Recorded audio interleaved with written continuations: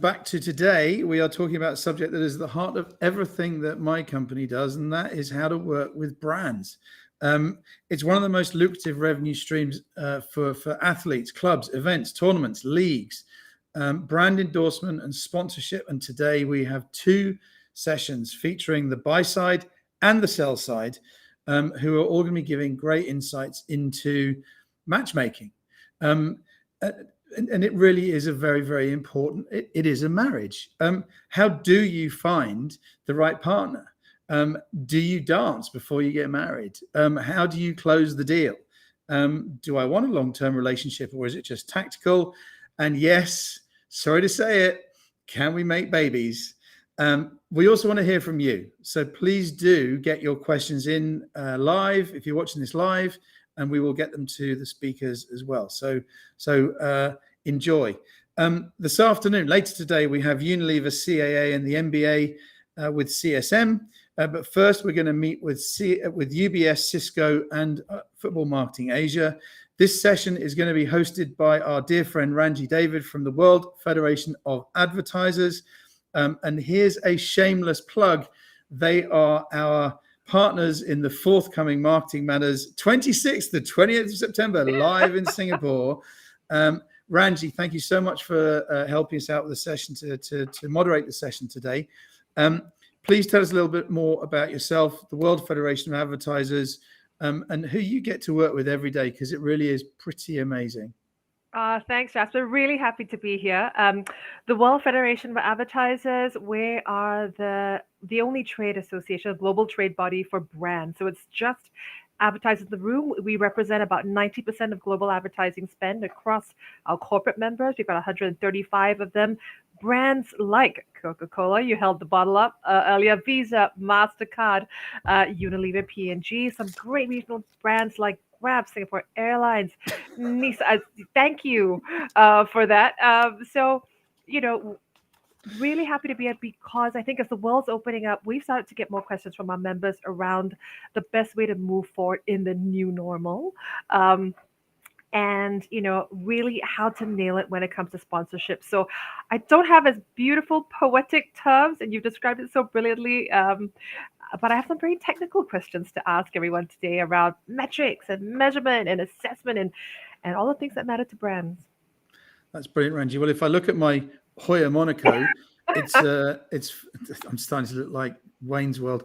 Ridiculous. It's 10:05 on a Thursday morning. So I'm going to hand this over to you. Enjoy the session. Thank you again for joining. Really happy to be here. And I do believe we're going to kick off with Michael at UBS. Good morning, Ranji. How are you? I'm really good, Michael. We're a couple of days away from the weekend. Very excited already, but super good mood. Now, let's jump right into it. Tell us about you. Tell us about what you do for UBS. Yeah, well, look, interestingly enough, this is the first time I've actually come back to the office for many weeks. So it's quite a surreal circumstance being back in the office.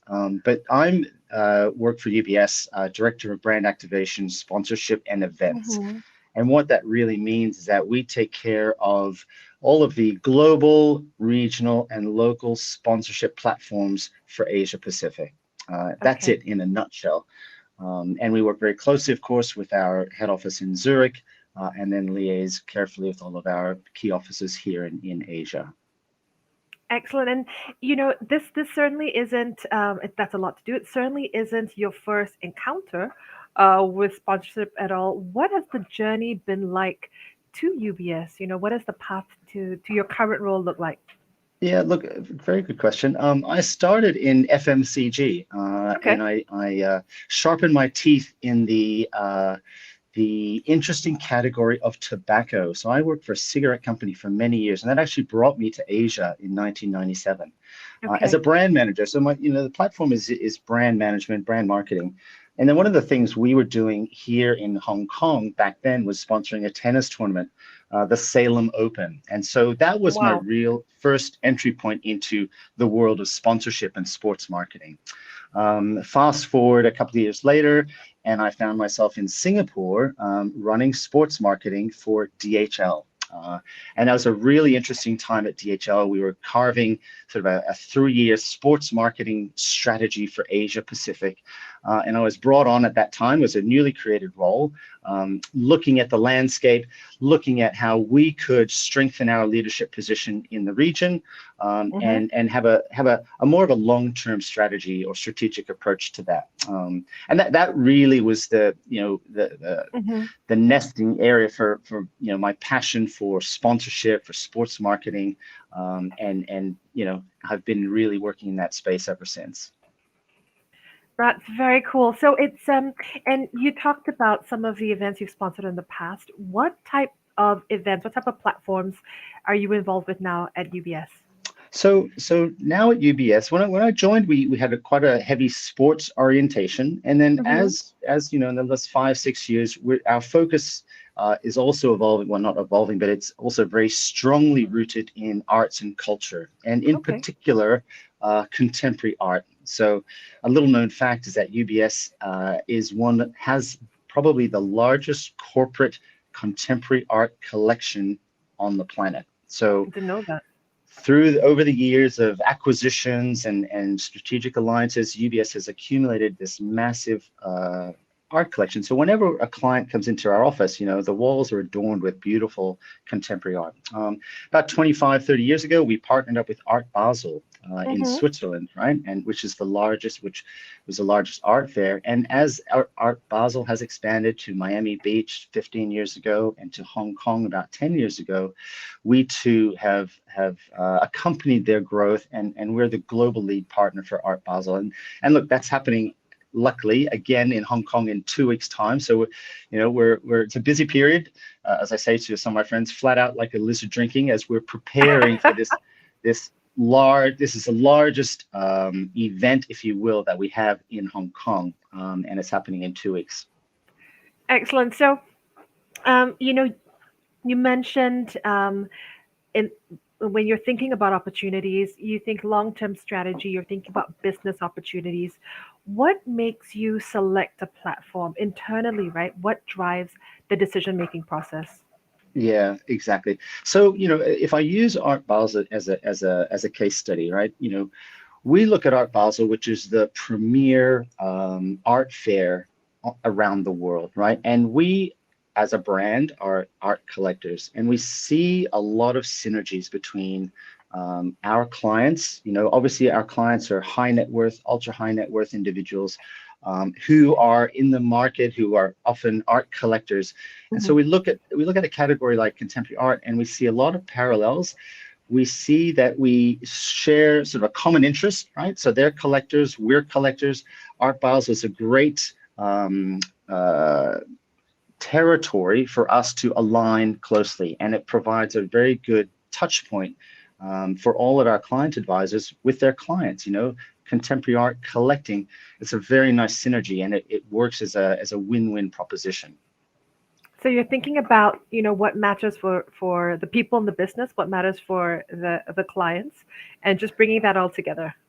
Well, exactly, and and like I said, it's a shared passion. So we know that our clients are keen collectors, and we are, and so it provides an opportunity to engage in not necessarily talking about their account balance or anything like that, but in this other area of passion. Got it. We had a really good chat just before this, and you were telling me about some of the work you've done with the NBA previously. Can you share a little bit about that? For sure. So, and I know we've got someone from the NBA on later. Okay. And so, yeah, so back, I'm dating myself a little bit here, but back in the late, when in the lead up to the Beijing Olympics, right, where DHL was not a partner, not an Olympic sponsor, but we still, wanted to maintain our share of voice in that very busy time, all Olympics, Beijing Olympics, 2008. Blah, blah, blah. And at the time, we were really trying to, strengthen our leadership position in sort of the trade lanes between China, the world's factory, and the US, which is the world's supermarket, right? So that trade lane is a highly competitive trade lane. And of course, competitors include FedEx, UPS, who was an Olympic sponsor, and DHL. So, we did a bit of a study, and the number one most popular sport in China at the time, and likely is still the case, we'll get that verified later, was basketball. And the premier league on the planet for basketball is the NBA. So we saw a really good opportunity to partner with the NBA and sponsor them into Asia. And then we paralleled that sort of in a brand messaging that, DHL is delivering the NBA to China and delivering the NBA to Asia. So it's sort of works very well, sort of allows us to sort of showcase capability by delivering this very popular league to the fans in China. And then, as a result, you have many branding opportunities, many promotional opportunities, and also, quite importantly, many hospitality opportunities where we can bring our key customers to give them courtside seats watching these great NBA exhibition matches. I love that you're talking about branding, you're talking about hospitality. I think these are some of the key things you think about with activation. Absolutely. I love that, just that use of the phrase delivery. It's so baked in that, it flows right away. It's aligned with the business. Now, we've touched on sport, we've touched on art. They seem so different. Do you approach, different types of sponsorship opportunities differently? Do you tweak the fundamentals when you approach, sport versus art or culture?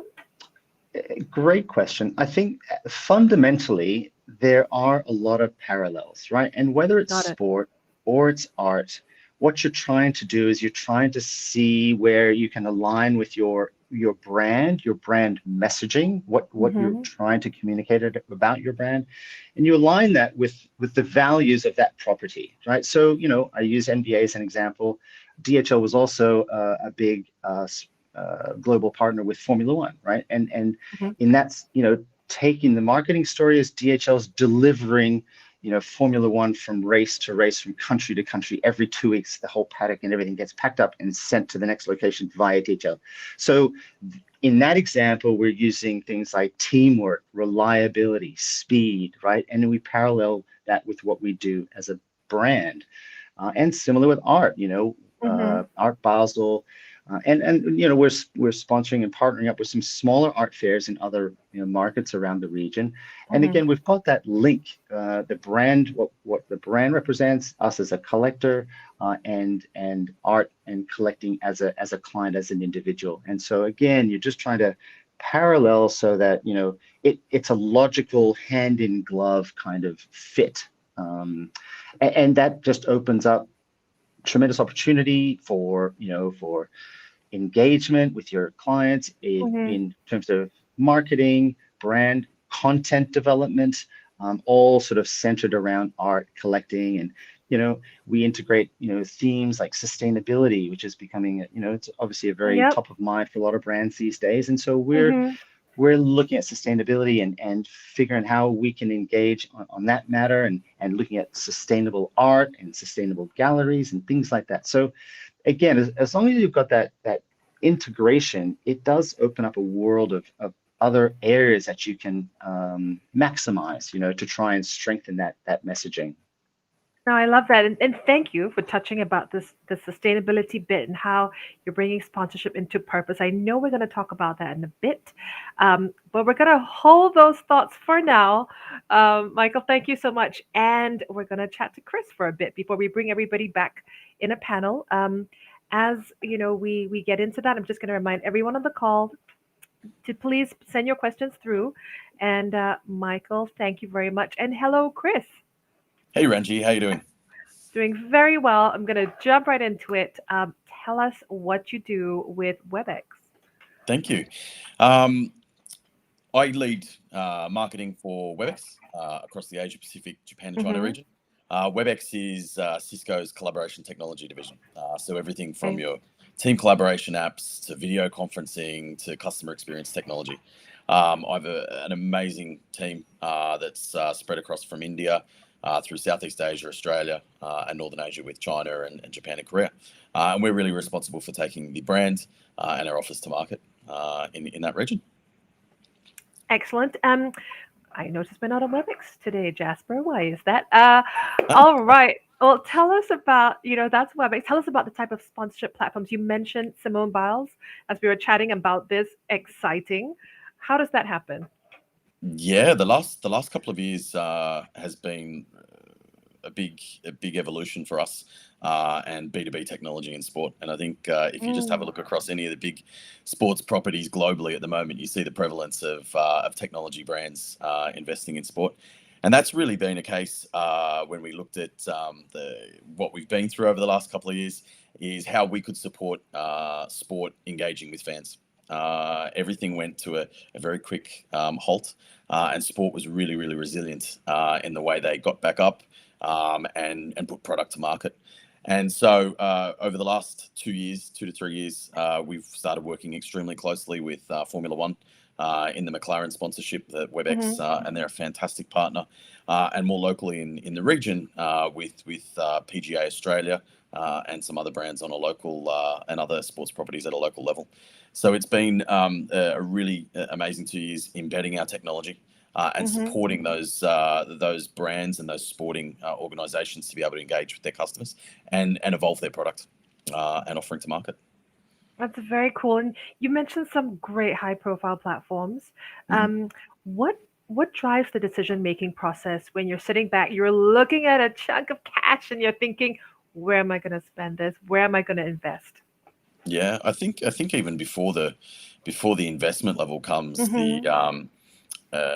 really comes the ethics and vision of the properties, whether that be for McLaren in Formula One or PGA, who we work closely with in the region.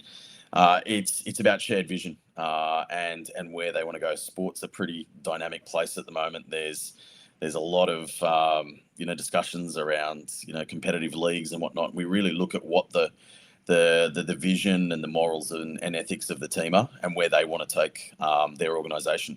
That's the primary decision first. Do we have a cultural fit and a cultural alignment between where we as a business want to be contributing in society and in the market, and where they want to go as well. So once we've got that alignment there, it becomes about, will audience fit? And we really look at who are your audiences? How can you get us, help us communicate our message and really align up on what we both represent to a specific audience. So that's where the numbers come into play. And once we've got that perfect marriage, we start looking at how we can actually activate and build something that's mutually beneficial. Oh, I love that, and you quite beautifully touched on everything. What drives the internal consideration, and then how you line that up with what the opportunity has to offer. You mentioned sports as a dynamic place. Totally agree.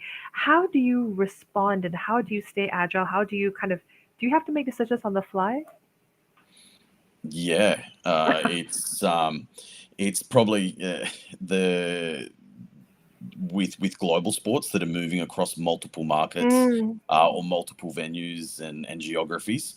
There's a lot of new opportunities that present themselves at each week or at each event, and that agility is really important. For example, with PGA Australia and the Webex Player Series, which we partner with or sponsor in Australia.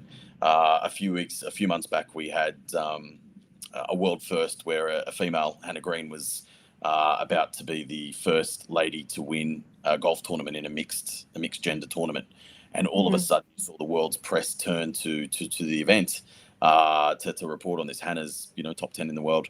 And the opportunity there is how can we support? The media wants to access the event. We've got an increase in profile, and we had to pivot there quickly. And it's likewise with all the properties, whether it be Formula One or cycling in France, where we've got investments with one of the key teams there.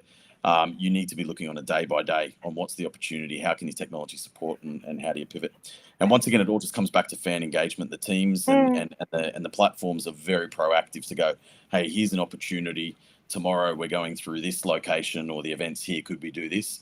Or even in a case of with golf, this player is available in the US to be integrated into the tournament. Can we beam them live into the tournament and talk with the players and juniors and whatnot? So it's very much live production on both of the from a sponsor's perspective, but then also from the platform.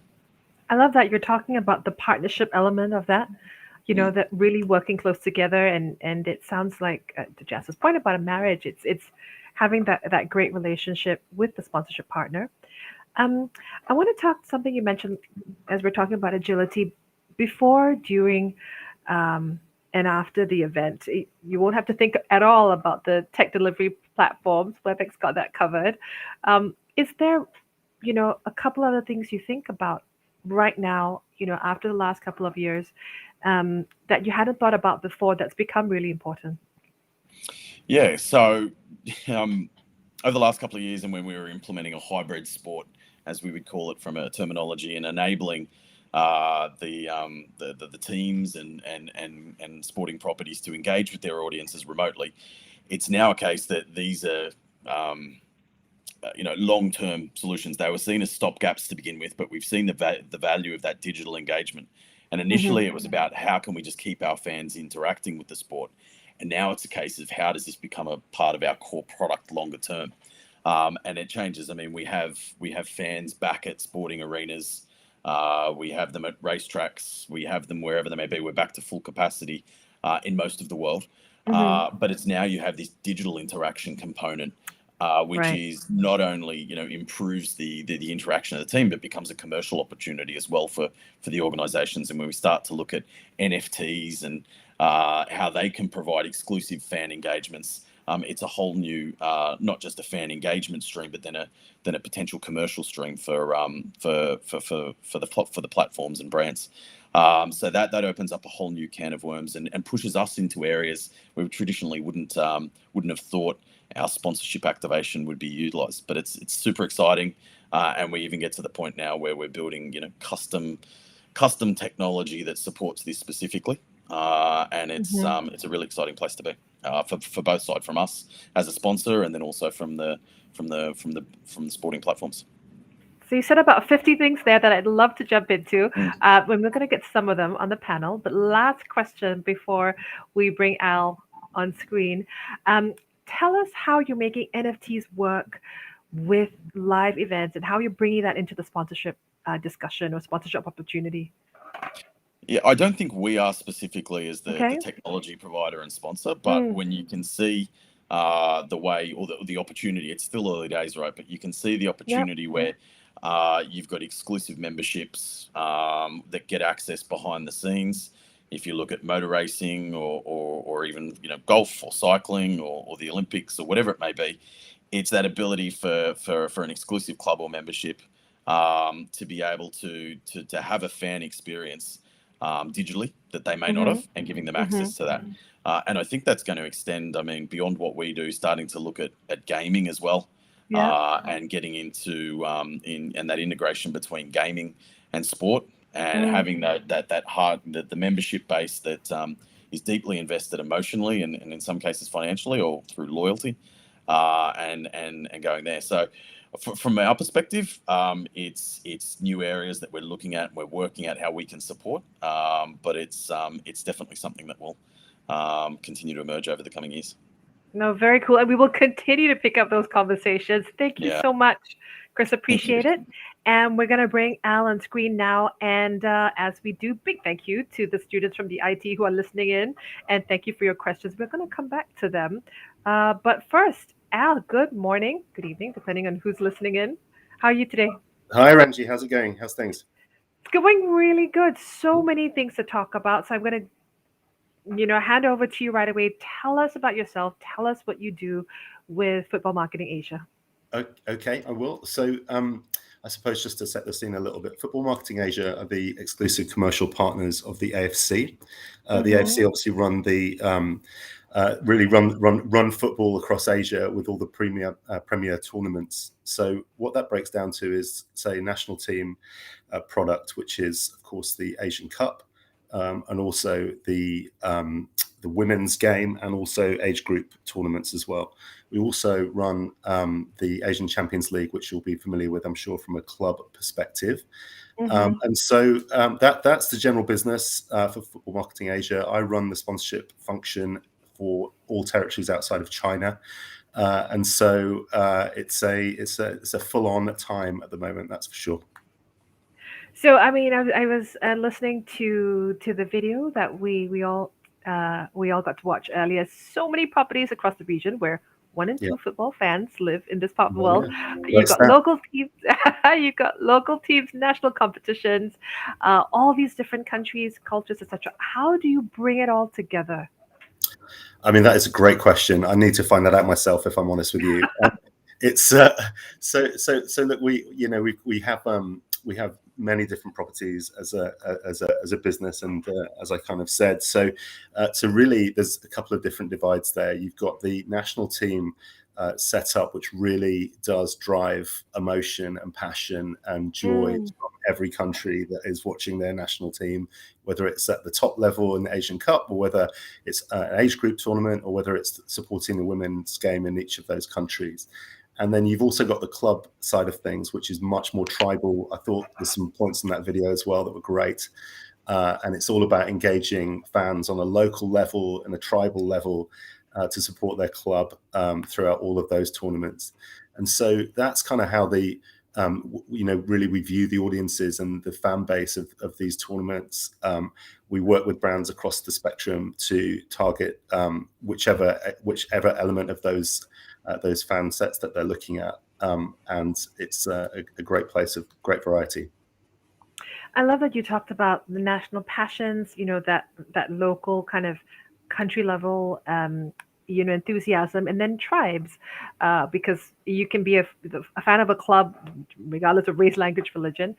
How do you marry those two? How do you marry those, those sets of values and interests with what matters to a brand? I mean, both Michael and Chris talked a lot about aligned values and purpose. How do you bring that together? Yeah, no, it's a great point. I think, I've just been listening to Michael and Chris talk very brilliantly about kind of their initial starting point of aligning their values with a rights holder and with a sports property. And I think that over the last sort of 15 years or so, sponsorship has massively changed in terms of how brands would really look at their marketing and how sponsorship fits into their marketing mix. I can't imagine 15, 20 years ago there'd be too much real thought about those elements. It's perhaps more about just a straightforward marketing function. But really these days, that message and that kind of that purpose and purpose-led sponsorships is absolutely top of mind for all brands. And so, I mean, it's a really strong development. I think it changes the view, in my opinion, of sponsorship in the marketing function where it sits. You can ultimately combine all of those marketing elements that you would traditionally do, bring it all nicely tied up in one beautiful package, which is called sponsorship and partnerships. And so, yeah, I mean, I think, the days of the ability for brands these days to, really make strong kind of ethical decisions on their partnerships, whether it's about sustainability that Michael was talking about, gender equality, social change, grassroots, end of discrimination, all of those great things, which are fantastic things to be able to be communicated as part of a sponsorship in a really positive way. So that's beautiful. We'll definitely jump into that in the panel. Yeah. From a brand perspective, investment's got to go across so many channels. You're thinking about in digital, etc. What can sponsorship do, in your opinion, that other platforms can't? I mean, I guess it's a sort of 360, isn't it? Ultimately, you can you have your kind of brand's awareness and your brand play, which you can have through all manner of assets. Looking at football, for example, you've got all your on pitch and on screen elements. You've got your business to business opportunities with hospitality that Michael was talking about as well. The ability to really, build relationships with your top clients and develop that function. You've got digital opportunities, which allows you to connect on a personal level with your audiences. You use athletes as part of that, which means that you're tapping into the emotional draw for your fan base and your client base. And ultimately, it's just a nice marriage of all of those things. which actually is kind of, and I think actually, Chris was saying as well, it's more about partnership. The days of calling sponsorship really, it's not about that anymore. It's about finding a great marriage between a rights holder and a kind of sporting property, say, or an art property, and the brand. It's about a partnership. No, I really like that. It's that, and it's you're changing one word, but it really brings to life that you have to really work together and collaborate, I think. Yeah. Speaking about partnership, when we had a chat earlier, and you were telling me about kind of partnership redefined in Saudi Arabia, was that? Yeah, no, it's just a bit of a case study. It's an interesting one, actually. Great. So one of our fabulous partners, Neom, who are our official destination partner for the AFC, really, you look at a partnership, it's exactly what we were just talking about in terms of using different elements and assets, but primarily this is led by their kind of purpose and their message. And so, of course, there's brand awareness to be done and great conversation around the product and how it aligns to our football properties. But actually, they're using this as a real method, using the AFC and the AFC partnership to really develop the grassroots game in Saudi Arabia. They set up children's academies for sort of, I think it's sort of 7 to 10-year-old age groups all across Saudi Arabia. Wow. It just allows children that otherwise wouldn't have access to great facilities and great coaches and a real kind of opportunity to shine on the pitch and to enjoy their football, which I think, talking about purpose and message, I just think those sort of things are, phenomenal examples of, sponsorships being not necessarily about driving revenues to a brand, but actually about giving something back to the world. I love it. It's great. No, that's I think where purpose comes to life, surely. Yeah. So we get asked this a lot in terms of, right, we've invested in this property, we've got the sponsorship with XYZ. How do we assess that? How do we know what success looks like? How do you help your brands evaluate sponsorship opportunities? Yeah, no, that's a great question. I mean, I think, again, 15 years ago, perhaps this wasn't the top of mind for the CMO for sure. I mean, these days, I think certainly with the kind of growth of digital and the ability to track and measure and ultimately use social media to drive story and narrative, I think the whole world is a lot more transparent, and so we as an organization would always use a third party to assess and monitor the development of any partnership we have with our brands. And then ultimately we would report that back to them based on all of their objectives and making sure that we're meeting all of those success criteria. Everyone's view of success is totally different. Everyone's partnership goals are different, and ultimately their packages and the assets they have are different. So it's all about a bit of a personal touch, making sure our account management team are looking after their individual clients as best as possible, and then using a third party to make sure and measure success. Well, that's super thorough. And I think, you mentioned this before, that really adds to the trust and the confidence, no? Yeah, exactly. I think look, a good partnership, again, as the guys have been saying, it's all about trust and relationship, and making sure that you've got an open conversation and a great kind of partnership together. So, in my view, I think the best partnerships are always, relatively long-term ones that you're able to be nimble at, that Chris was talking about, to be able to take advantage of any given situation at any element of time. But that only comes if you've got a really great trusting relationship with your rights holder and your brand to be able to move quickly to help ultimately.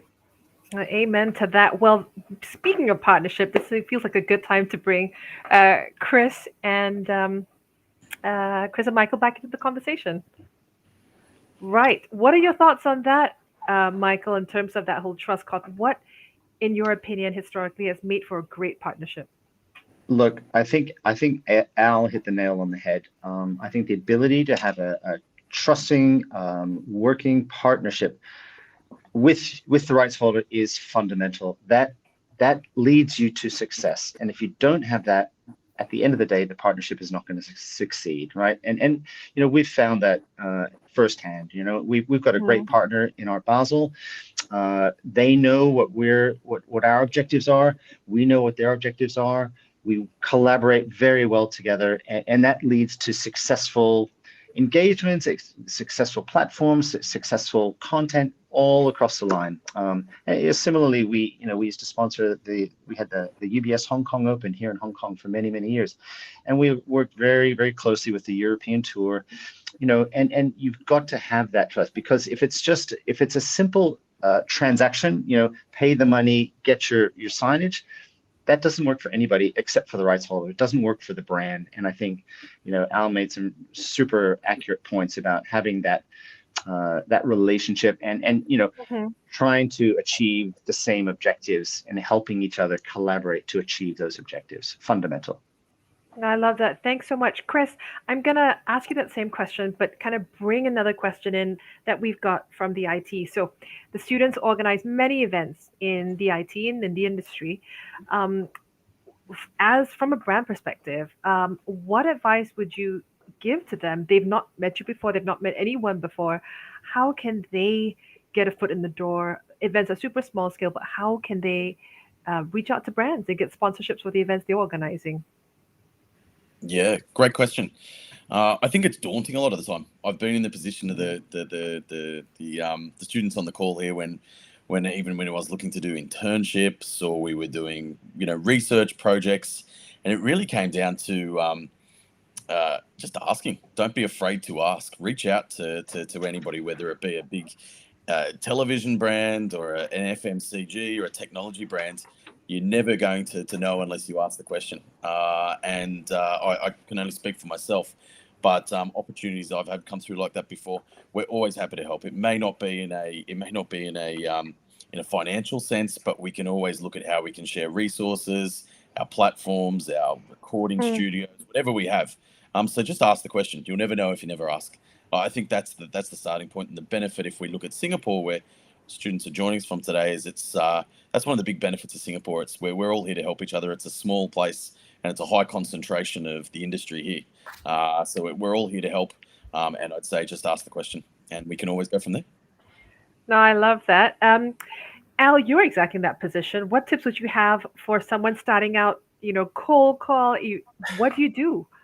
Yeah, it's a great question. I think Chris is absolutely right. You just have to go for it. Ultimately, if you've got a project that you need some support on, whether that's resource or learnings or finance, whatever it might be, I think you just have to probably look at those businesses and look at those brands that can help you, and just ultimately start and give it a go. I think that's all you can say on it. I think you just have to show some fortitude and be resilient and get stuck in.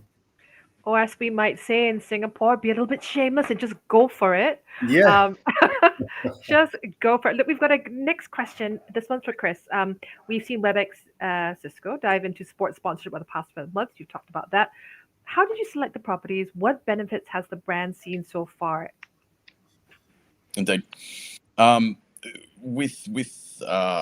I keep referring back to the PGA of Australia. That's something that was closely, and we moved and partnered with them from inception through to our execution over the last few years. Golf as a property, I think, is one of the its key value is around its inclusivity and the product of both the female and male game. Female LPGA is just a phenomenal sport. The development of that and the investment that goes into it from globally, and the competitive nature and is just insane. And its evolution over the years.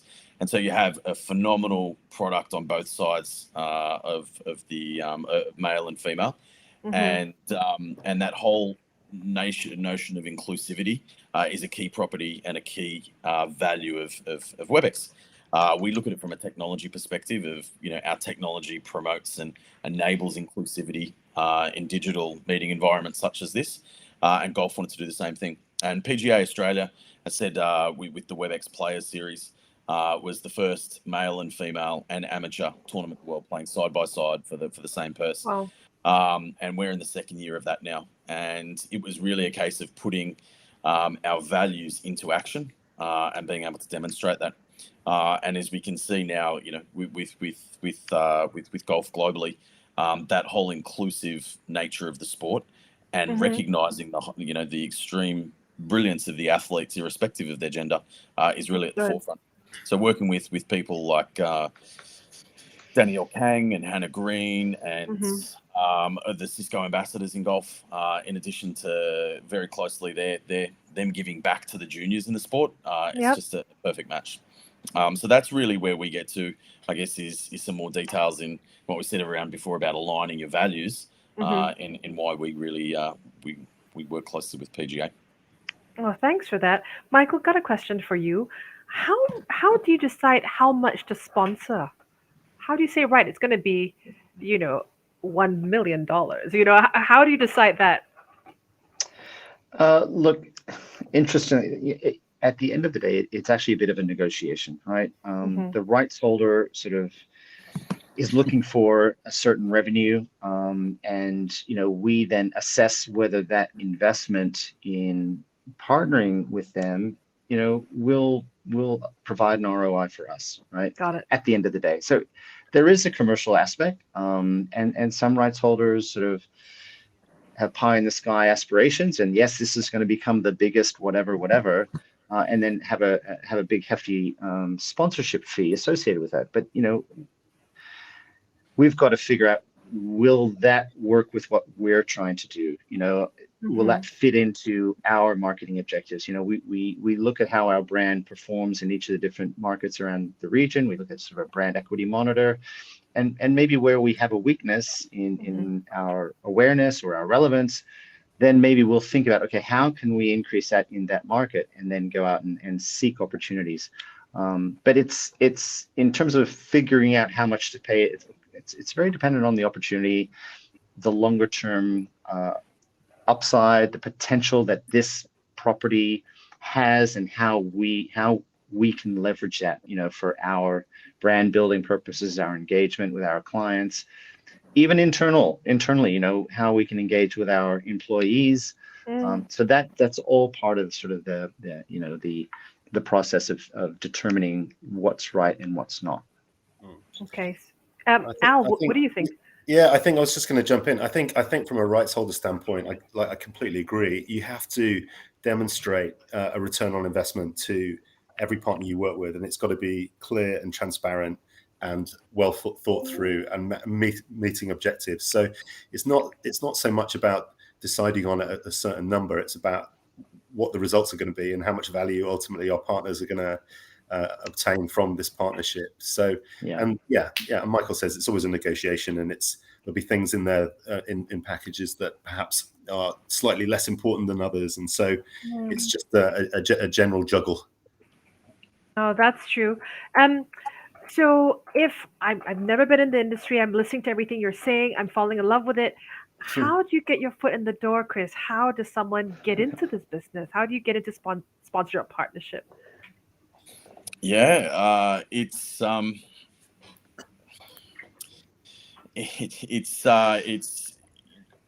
being involved with the sports industry comes from areas that you would never think. I've traditionally been a product marketer in B2B technology, and if I said, go and work in B2B technology 20 years ago, when I thought I would never have any crossover sport. I actually started my first internship was with the Sydney Olympic Games in the organising committee there, and then I went on to product marketing. But over the years, the crossover, I mean, from a brand side, it's just it pops out in all different ways. Every company has some involvement in sport in some way, whether it's through grassroots investment. You see with a lot of the food brands and their investments, or in junior sport on a weekends basis, through to big technology partnerships that I've had across, when I've worked for companies like Toshiba or Avaya or Dassault or Cisco, where I currently work, where we're providing technology support. So it comes from the most unusual areas. Like, I would never have expected to be working so closely with sport and partnerships in sport as I am in the roles I've done. It really just comes up. I think the key is take an interest in it, and you see opportunities inside of your company or inside of or in a role. Is once again go and inquire, talk to the people in those divisions. I'm supported by an amazing sports or sponsorship and partnerships team in the US. And I'm always working close with them, wanting to understand from those professionals that have worked their whole life in that, how we can continue to evolve. So I guess the key is it pops up in the most unusual ways. It doesn't mean you need to go and sit within a sporting body or within a team or a brand. It's find the opportunities within your company and go and learn and show your interest. Al, thank you so much, Chris. Al, I've not met someone more excited about sponsorship than you. Oh God, what have I said? I mean, what's your advice to someone that wants to get into the business? What's the best thing you could tell someone? Yeah, I think there's a couple of, like, what would I say? And I think there's a couple of things here. So I used to work for IMG in London, worked there for 7 years, and the amount of people I interviewed that came through the door to say, and their opening line was, I want to work for IMG or I want to work in football because I love sport. It's just not the kind of the sort of play to make. I think generally about sponsorship, I think you have to have a bit of a love for marketing. If I'm deadly honest, I really think you've got to love marketing, and you've got to be able to understand how all those elements from a brand perspective fit together, and how do you build a successful marketing campaign. And that can be in art, it could be in sport, it could be in anything, And I think once you understand how that marketing mix comes together to benefit a brand, you can then use that platform and pivot that into any passion-led platform you choose. So it could be football, it could be art, like we say. So I think first and foremost, my view is really try and understand how a marketing mix comes together, how digital works with branding, how you can drive communication with athletes.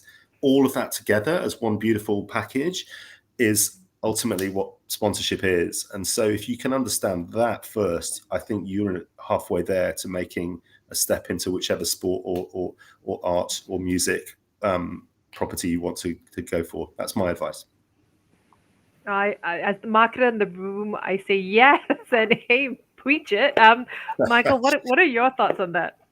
Yeah, once again, I think Al's hit the nail on the head. Having the foundation in marketing and brand, understanding how the brand works and what it is you're trying to communicate with your brand. At the end of the day, sponsorship is one slice of the marketing pie, right? But the beauty of that is that's the slice that allows you to sort of bring the brand to life.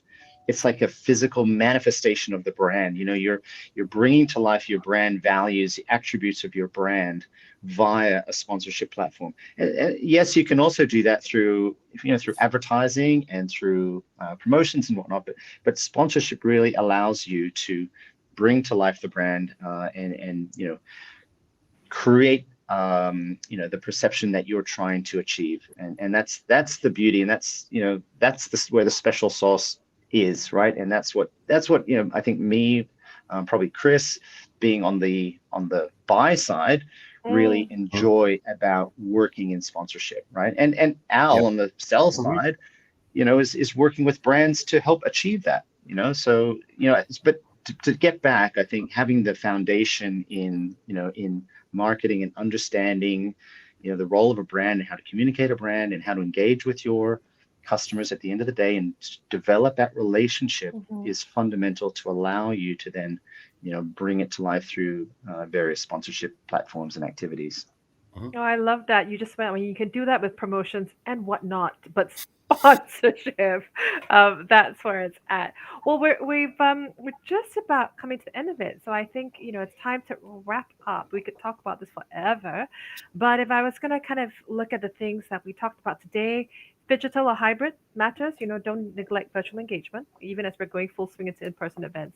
Amplification, think about that. Get creative. Pre and post engagement metrics, for sure. Assess the property even before you kick off. That was such a great point. Purpose. And thank you all so much for bringing that to life, and talking about how sponsorship can really, take that purpose and make it so personal, in real life. Asking matters. Don't be shy. Reach out, whether it's opportunities, whether it's sponsorship. Do your homework. If you want to make an impact with some of the best brands, some of the best people in the world, you really need to do your homework. Partnership matters. Trust, confidence, collaboration that leads you to success. And marketing matters. I love that.